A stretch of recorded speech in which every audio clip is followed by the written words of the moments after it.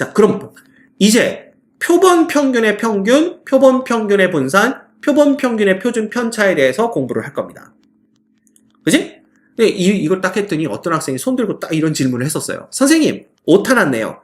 표본 평균의 평균, 평균이 2번 나왔습니다. 그러는데 아닙니다. 이거 오타 아닙니다.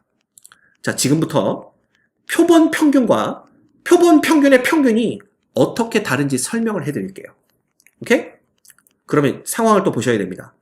아까랑 똑같은 상황이야. 비슷한 상황인데 이 모집단이 또 줄어들었어. 그래서 지금은 주머니 속에 1, 2, 3이 적힌 공이 딱 하나씩 들어가 있는 거고요. 그 3개를 그냥 모집단으로 보는 겁니다. 따라서 이 주머니에서 공 하나를 뽑았을 때 거기에 적혀있는 숫자를 확률 변수 x라고 한다면 x의 확률 분포는 이렇게 될 거고요. 얘네들의 평균과 분산과 표준 편차는 각각 뭐 이런 식으로 구할 수가 있겠죠. 그쵸? 그래서 요 놈이 바로 모집단의 평균이 되는 거고 요 놈이 바로 모집단의 분산이 되는 겁니다. 자, 그런데 우리는 모집단이 3개밖에 없으니까 사실 전수조사하는 게 가능하지. 전수조사를 통해서 우리가 평균을 구해냈잖아.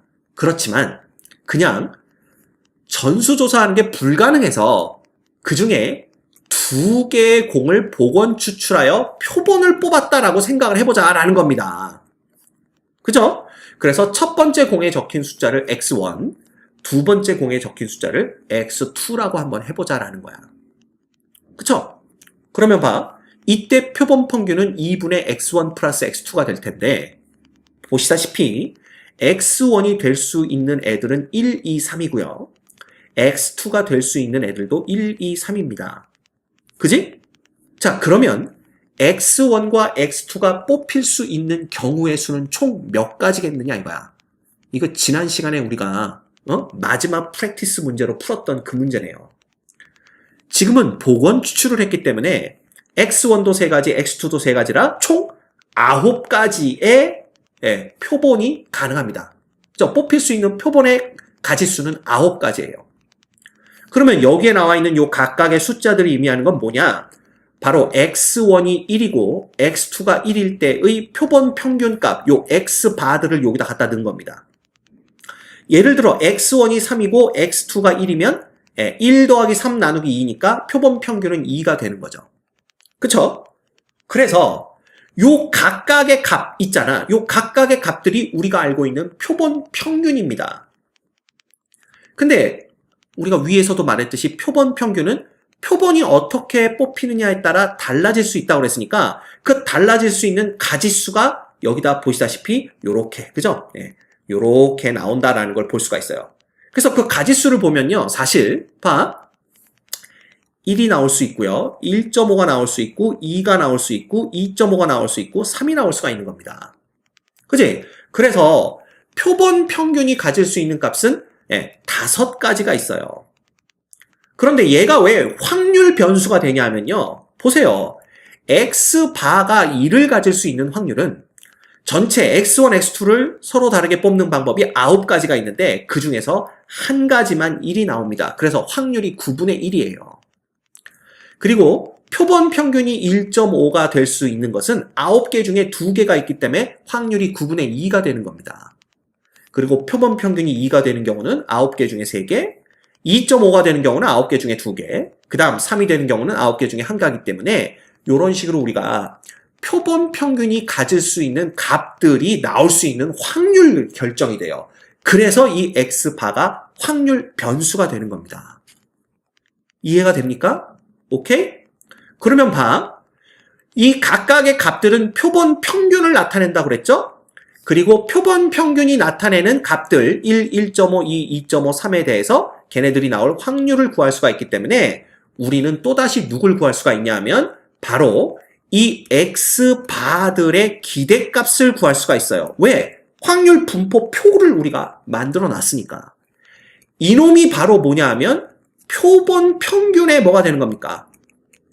표본 평균의 기대값, 즉 표본 평균의 평균이 되는 겁니다. 즉 이 9개의 값들을, 그죠? 표본 평균이 가질 수 있는 이 9개 값들로 만들어진 확률 분포표에서 얻어진 이 기대값, 이놈이 바로 표본 평균의 평균이 되는 거야.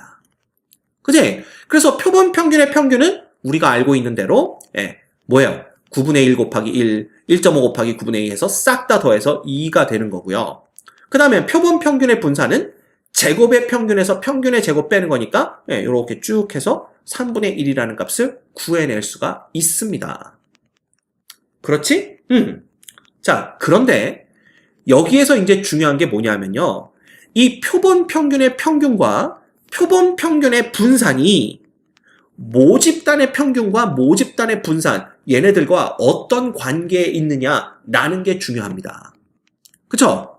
그래서 봐라. 이제 여기에 우리가 그 결과를 딱 나타냈는데요.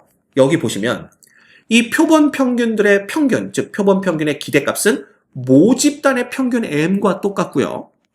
표본 평균의 분산은 모집단의 분산을 표본의 개수 n으로 나눠준 것과 똑같다. 이렇게 되고 있습니다.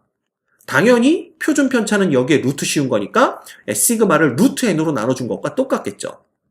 그럼 이게 이제 왜 이렇게 되는지를 살펴볼 겁니다. 그죠? 그럼 보자. 먼저 그걸 살펴볼 거야. 자, 일반적으로 모평균이 m이고 모표준 편차가 시그마인 모집단에서 크기가 n인 표본을 x1부터 xn이라고 뽑으면 복원 추출하게 되면 표본 평균 x반은 요렇게 됩니다. 자, 그런데 이때 이 x1, x2, xn들도요 모두 다 확률 변수입니다. 왜?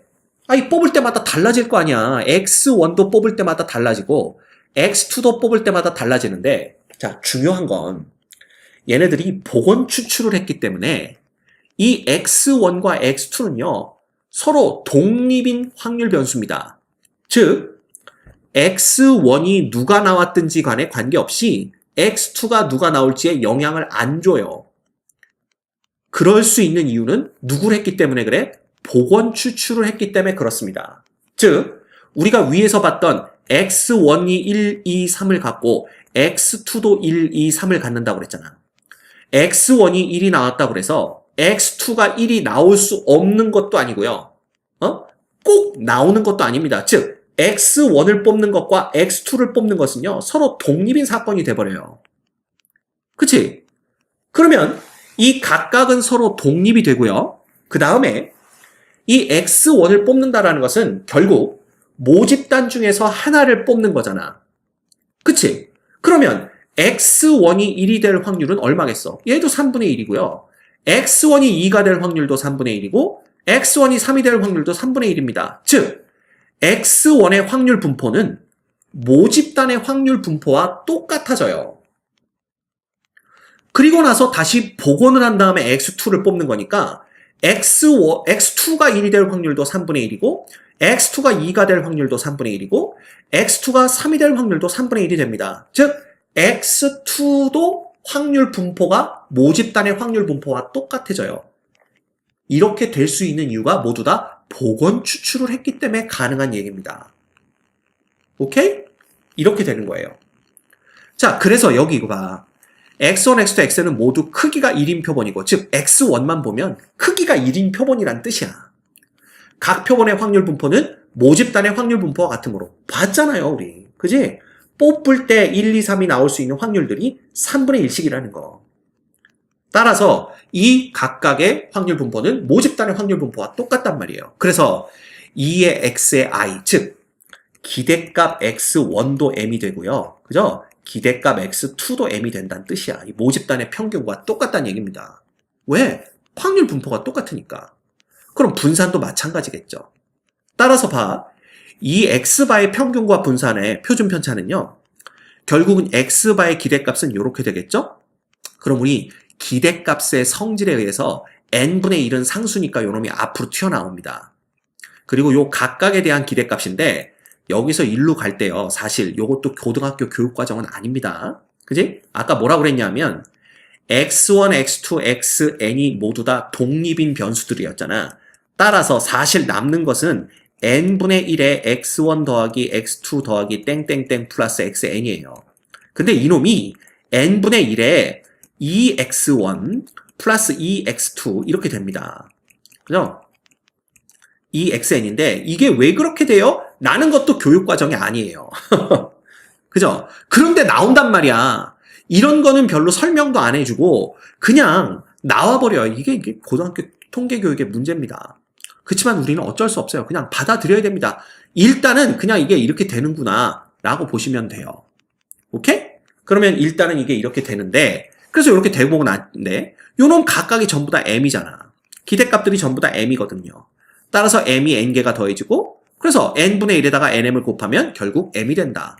우리가 얻는 것은 표본 평균의 평균, 즉 표본 평균의 기대값이 모집단의 평균 m이랑 똑같구나 라는 걸 얻을 수가 있는 겁니다.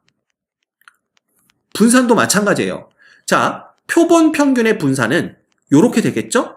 그럼 우리가 n분의 1은 상수니까 n분의 1이 앞으로 튀어나올 때는 n제곱분의 1로 튀어나오고요.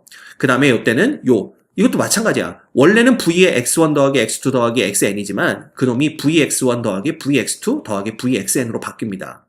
근데 요 바뀌는 과정도 아까 설명했듯이 이게 왜 이렇게 되는지는 안 가르쳐줘요. 그리고 그냥 그렇다라고 설명을 합니다. 그러니 학생들 입장에선 답답하죠.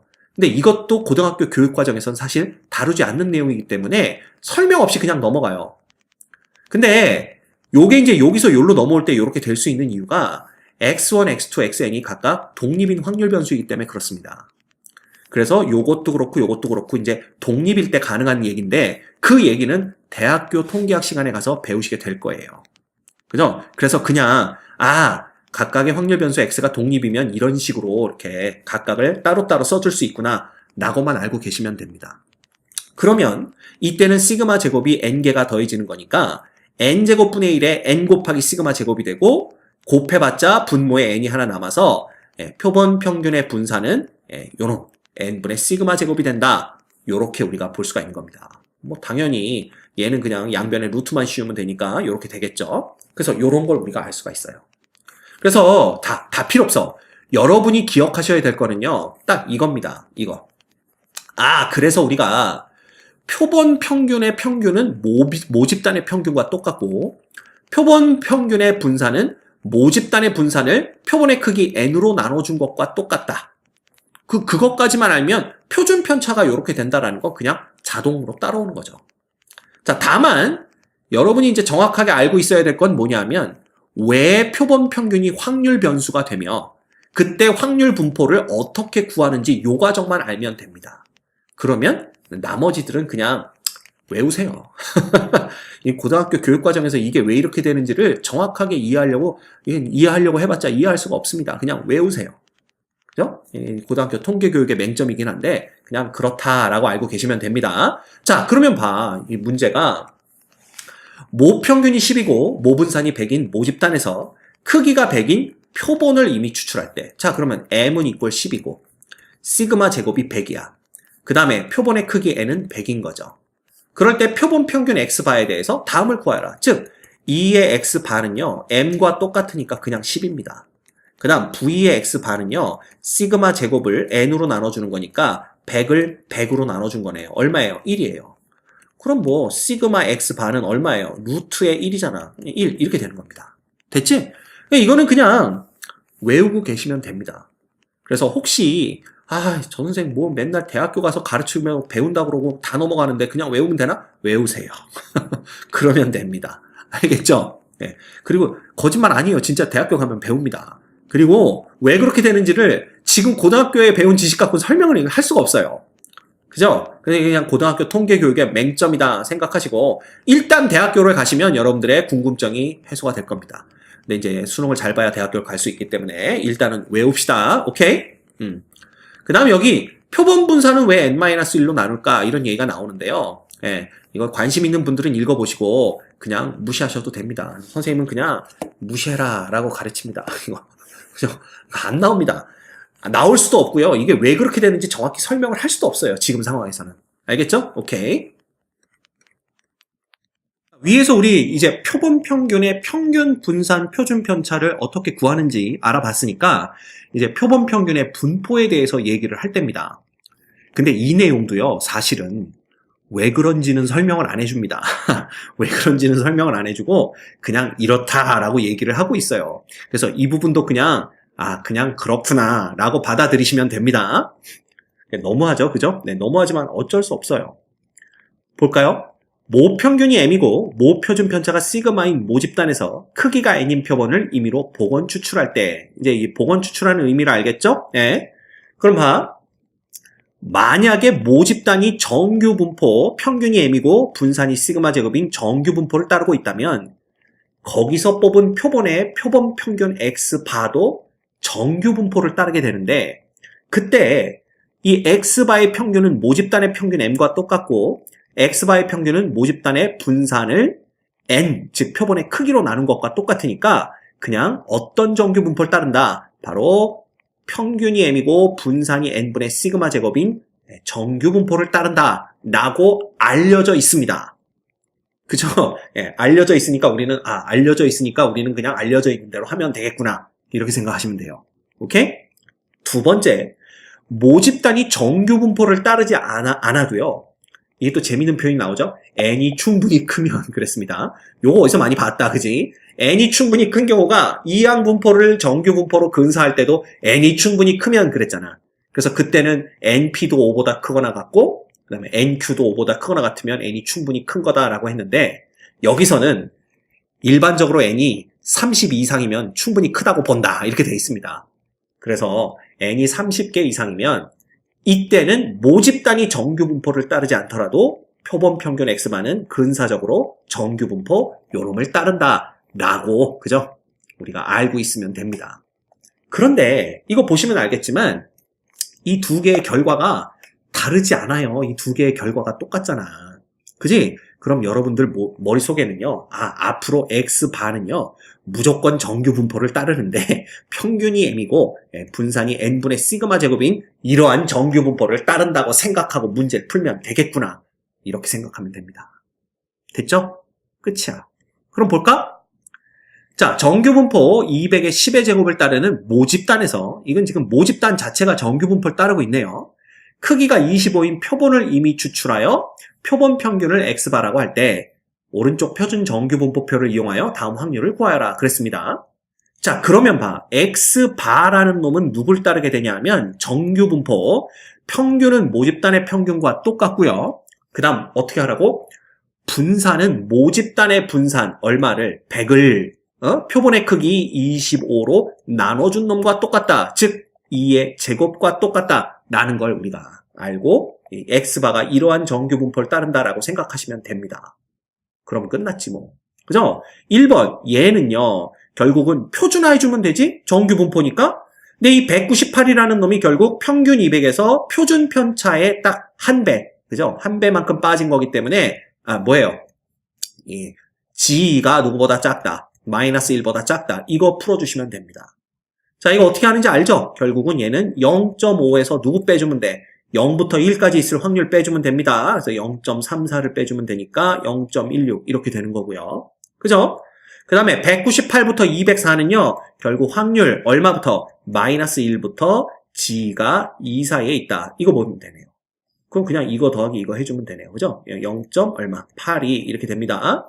그 다음 204보다 작거나 같다 그러면 얘는 그냥 g가 2보다 작거나 같은 거니까 0.5에다가 요놈 더해주면 되겠죠? 0.48 더해줘서 0.98 됩니다. 자, 이거 지금 선생님 뭐 하는 거예요? 라고 하시는 분들 반성하세요. 이거 우리 전부 다 정규 분포의 표준화에서 배웠던 내용들입니다. 그래서 이놈도 이제 표본 평균이 나와도요, 그냥 얘가 정규 분포 얘를 따른다라는 것만 머릿속에 외우고 있으면, 그죠? 그러면 그다음부터 확률 구하는 건 문제도 아니게 됩니다. 됐죠?